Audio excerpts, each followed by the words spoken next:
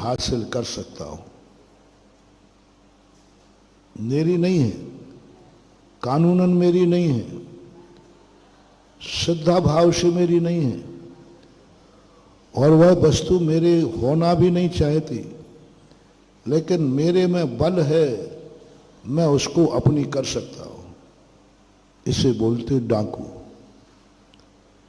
डाकू जानता है कि ये धन मेरा नहीं है, लेकिन वो कहता मैं इस धन को अपने हवाले कर सकता हूं, मैं लूट सकता हूं। पहला तो आतंकवादी है, जिसको कोई मतलब नहीं, उसको तो विनाश करना है, और स्वयं आत्मघाती जचता है। भली वो वस्तु मेरी थी नहीं, है नहीं, होगी नहीं, फिर भी कर्म बंद करके अपना नाश तो कर ही लेता है। आतंकवादी नहीं बनना, आत्मघाती जचता नहीं बनना। स्वयं को भी मिटा देगा और स्वयं भी बर्बाद हो जाए। दूसरा, आप सज्जन हैं, महाजन हैं, डाकू नहीं बनना। तुम्हारी ताकत है, तुम बुद्धिमान हो, तुम दूसरे की वस्तु अपने हवाले कर सकते हो। डाकू कहता है मैं लूट सकता हूं, मैं इसके जेब का पैसा निकाल सकता हूं, मैं इसकी जमीन हड़प सकता हूं,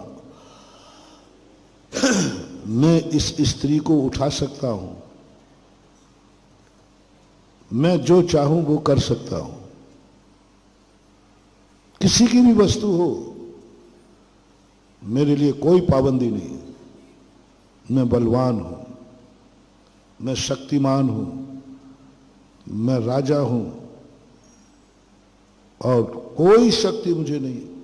हर वस्तु मेरी है, क्योंकि जिस पर मेरी नीयत चली जाए वह वस्तु मुझे मिलना चाहिए। इसी को बोलते हैं गुंडा। गुंडा क्या करता है? यही तो गुंडे तत्व होते, यही तो डाकू होते। अपन को गुंडा नहीं बनना, अपन को डाकू नहीं बनना। शक्ति है तुम्हारे पास कि तुम उसको ग्रहण कर सकते हो?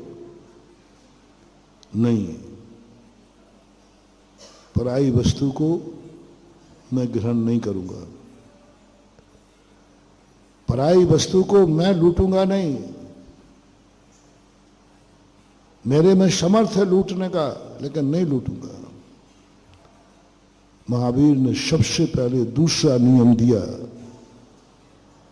कि तुम पर वस्तु को लूट सकते हो, लेकिन त्याग करो अदत्ता दानम स्थेयम।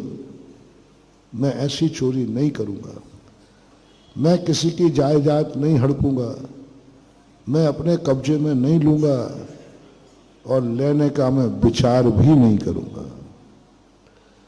तीसरा पाप जो है, यदि कोई पराई वस्तु है और वह वस्तु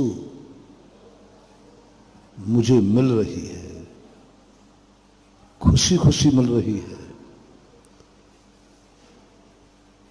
तो भी वह वस्तु यदि अनैतिक है, कानून विरुद्ध है, समाज विरुद्ध है, धर्म विरुद्ध है, हम वह वस्तु नहीं लेंगे। कोई मुझे फ्री में शराब पिला रहा है, गुटखा खिला रहा है, मांस खिला रहा है, कोई हमारे लिए कह रहा है चिंता मत करो, इसका मकान मैं तुम्हें दिला दूंगा,